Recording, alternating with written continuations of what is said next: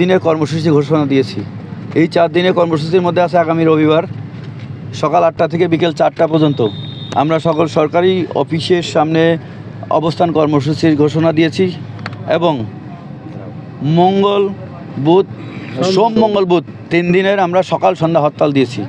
আমরা ইতিমধ্যে আপনারা জানেন যে 5 দিনের কর্মসূচি দিয়েছিলাম, সেটি আজকে শেষ হতে যাচ্ছে। আর আগামী যে 4 দিনের কর্মসূচি দিলাম এর মধ্যে যদি আমরা কোনো ভালো কোনো ফল না পাই আমরা আরও কঠিন কর্মসূচিতে যাব।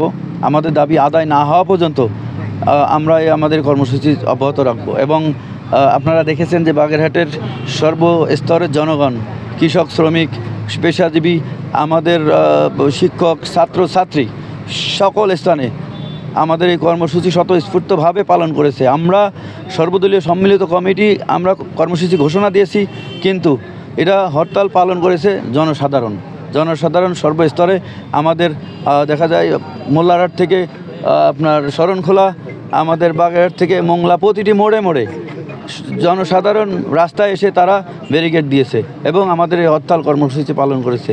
আশা করি আগামীতেও আমরা আমাদের জনগণকে, বাগেরহাটের সর্বসাধারণ জনগণকে সাথে নিয়ে আমরা 4টি আসনের যে দাবি, যে 4টি আসন ছিল সেটিকে 3টি করা হয়েছে এবং 4টি আসন আমরা উদ্ধার করব। আমাদের এই 4টি আসন বহাল হওয়া পর্যন্ত আমরা মাঠে থাকব। ধন্যবাদ আপনাদের। 5 দিনে আমরা যে কর্মসূচি দিয়েছিলাম শান্তিপূর্ণভাবে আজকে শেষ হতে যাচ্ছে, কিন্তু এখনও পর্যন্ত নির্বাচন কমিশনের পক্ষ থেকে আমাদের কাছে কোনো মেসেজ বা কোনো ধরনের যোগাযোগ আমরা পাই নাই।